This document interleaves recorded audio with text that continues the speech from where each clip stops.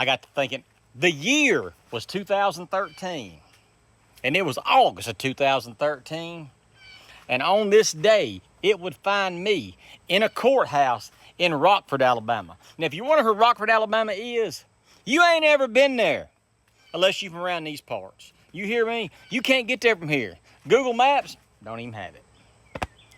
In an old rock courthouse down there in front of a hanging judge. The backstory to that was my buddy Terry Hall.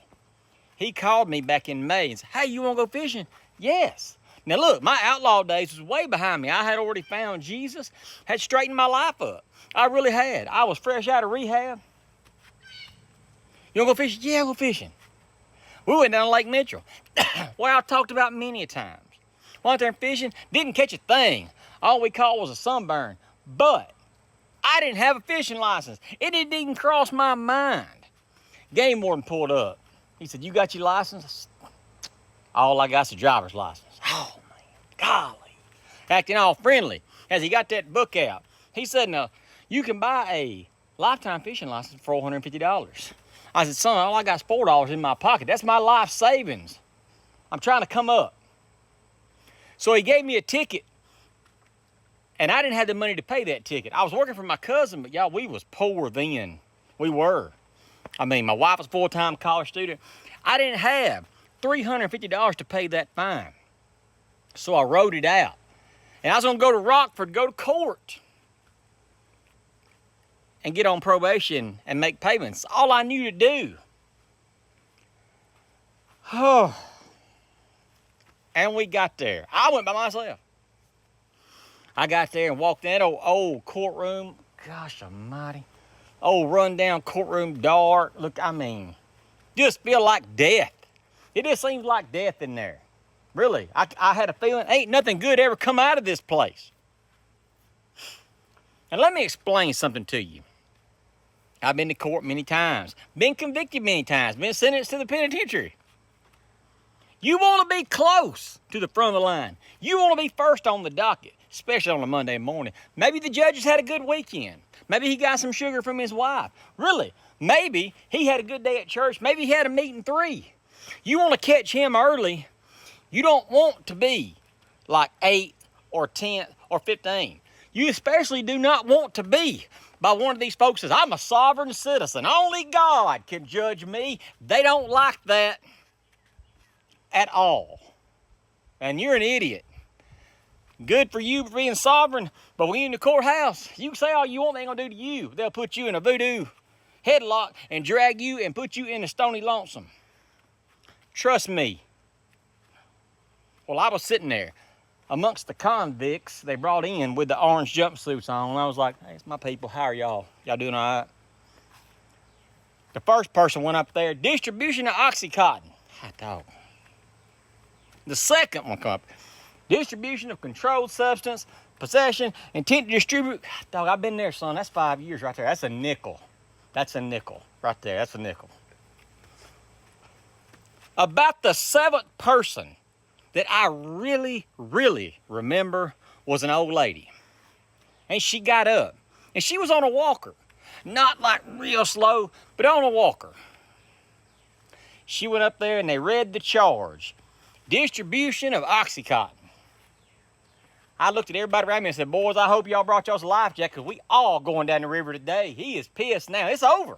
We're done. Hope you called your mama. Get some money put on your books because it's done. He sentenced that lady, found her guilty,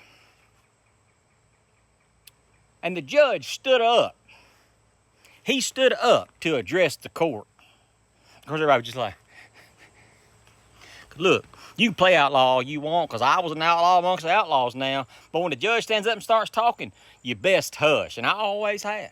I always considered myself fun to be around. Now, I broke more laws than they've written, but I was always fun to be around. And I respected the judge. He said, is there anybody in my courtroom today not here for selling dope?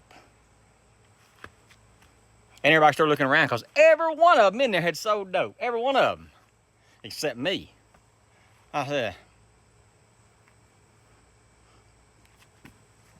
He said, "What's your name, son?"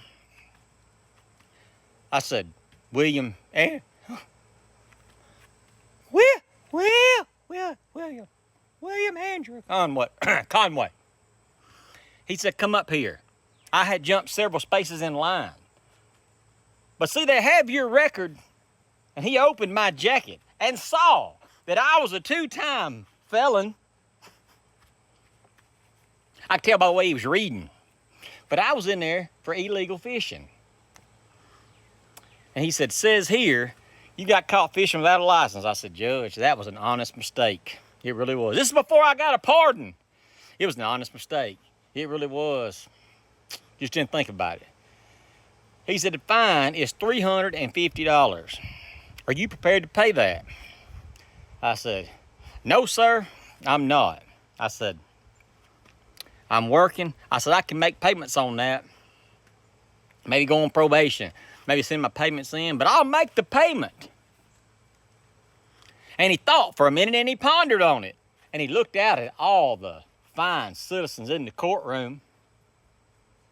And he said, "Mr. Conway, can you pay $150? I said, "Sold." That's exactly what I said. I said, "Sold." He said, "Go pay the clerk. Stay out of trouble. Then get out of my courtroom. I got some business to handle." I looked around at the white, chalky looks on everybody's faces like, "Don't leave without us. Take us with you. Can you help us out?" And I was like, "I'm out, boys." So, yeah, hey, recovered outlaw here. And I ain't ever been in trouble with the law again.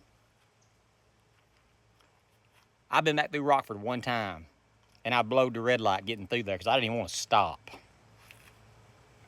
If you can imagine that, you're my people.